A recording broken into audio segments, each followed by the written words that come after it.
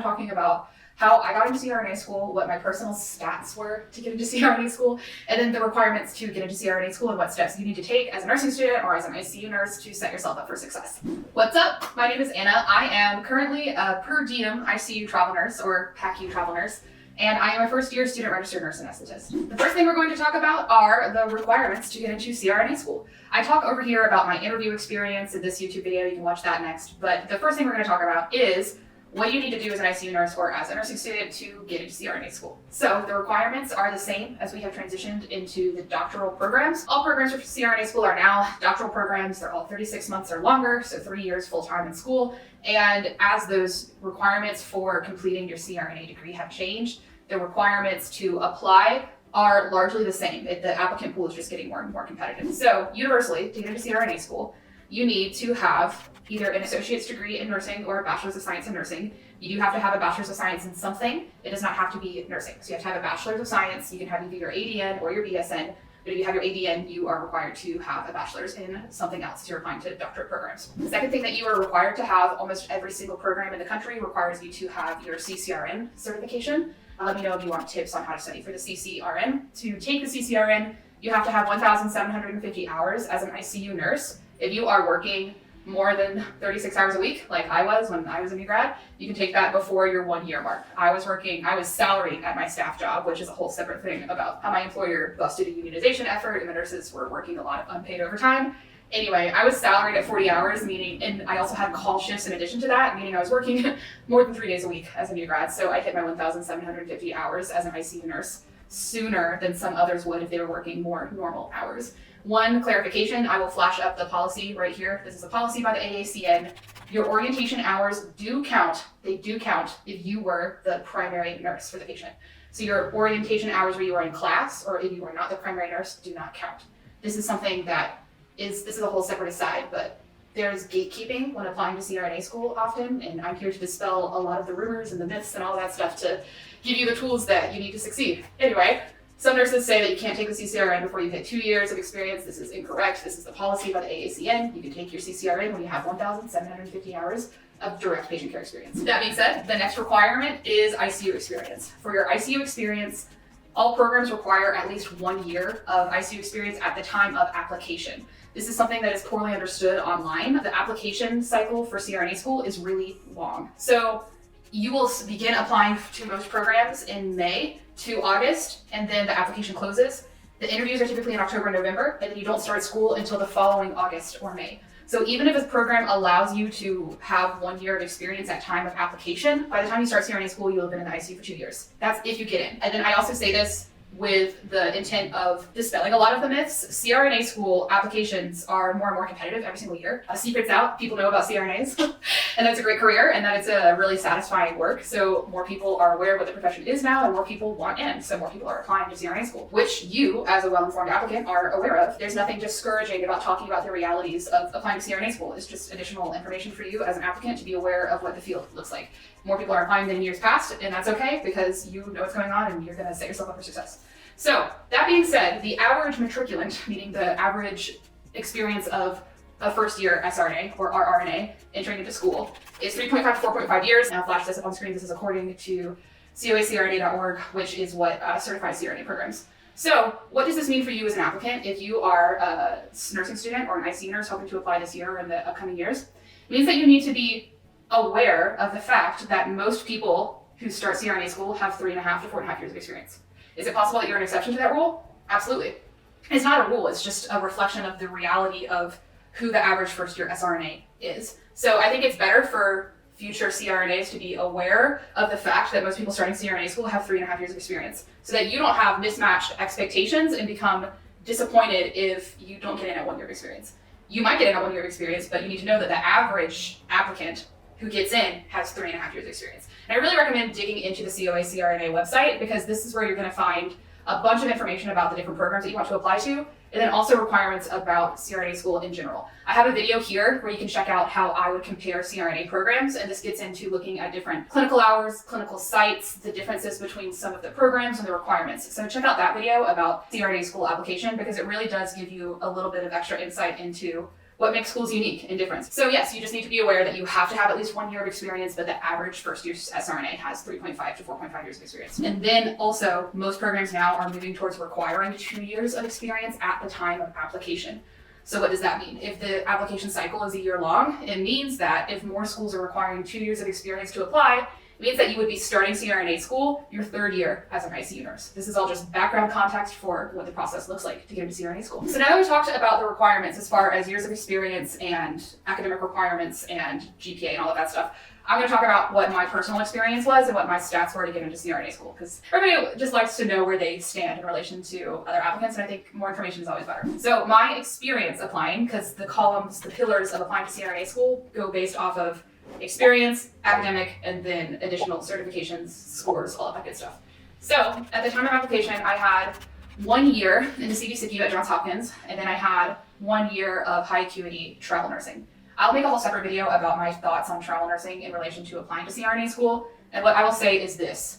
The acuity, meaning how sick the patients were during peak COVID in 2020, was way higher than it is typically on an average travel assignment. That being said, most nurses left to travel, and most nurses were taking incredibly high acuity assignments, and we were working under disastrous conditions, to be honest with you. We were working in the COVID hotspots, we had the National Guard out, the morgue trucks, all of this stuff was not typical acuity that you would see as a traveler. That being said, I'll talk about my thoughts on travel nursing in relation to CRNA school applications at a separate time. What I'm going to be talking about right now is the fact that at the time of application, I had 1 year of CDCICU at Hopkins, 8 months as a travel nurse at the time of application. At the time of my interview in October, I had 2 years and 2 months of ICU experience. The next column, the next pillar of CRNA school applications is your academic background and your GPA. So in a pool of applicants, everybody's GPA and everybody's experience looks pretty similar, and they are looking for students who they know are going to be able to handle the rigors of CRNA school. So this is not to say that if you had a different academic background that you can't take additional classes. My friend CRNA Methods, Stacy, she has a really comprehensive service to help look at the applicant as a whole and to really create a holistic application package for people who have a little bit of a not cookie cutter journey to CRNA. So check her out for sure. But that being said, I knew that I wanted to be a CRNA from the time I was a sophomore in college. By the time I was looking at starting nursing school, I had decided that CRNA was the right choice for me. So I also did take additional chemistry classes, knowing that I wanted to apply to CRNA school. I really picked out my top 5 schools back when I was 20 years old, and I knew what the additional requirements were. So I did take Gen Chem 1 and Gen Chem 2, and I took statistics because I knew that the programs I wanted to apply to required those courses. All told, my GPA was 3.7 cumulative, it was 3.83 nursing, and it was 3.65 science.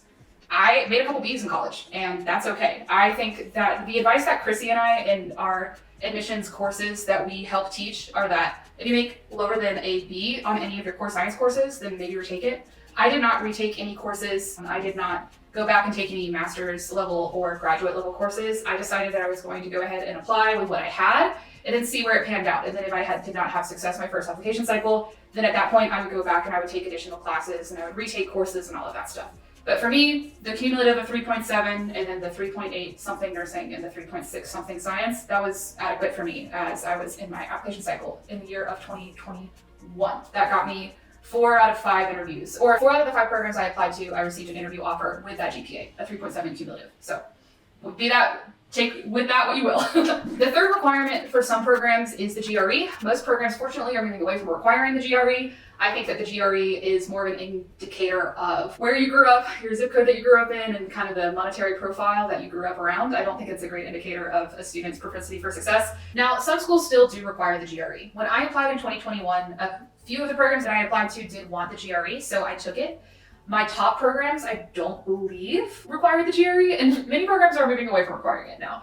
And I believe that moving away from requiring the GRE is a positive step forward. So it's essentially reading comprehension in the English language and then high school level math and then quant stuff. That being said, so people who English is not their first language have a difficult time receiving the highest scores in the GRE, and I don't think that this is a good indicator of a student's ability to perform at the graduate level. And I believe a lot of times it's another one of those things that of course favors kids who grew up in wealthy neighborhood with access to private tutors and all that stuff. Anyway, a lot of schools are not requiring it anymore. I did go ahead and take it, and I'll talk about what my scores were and how I studied and all that stuff. So for me, I believe my top programs didn't require it, so I did not spend that much time working on it. However, I used Magoosh, not sponsored by them, but this is what I used. And I studied for about 3 months, a couple hours a week. I only studied for the quant. That being said, I think that my goal with the GRE was just to not have it drag down my application package as a whole.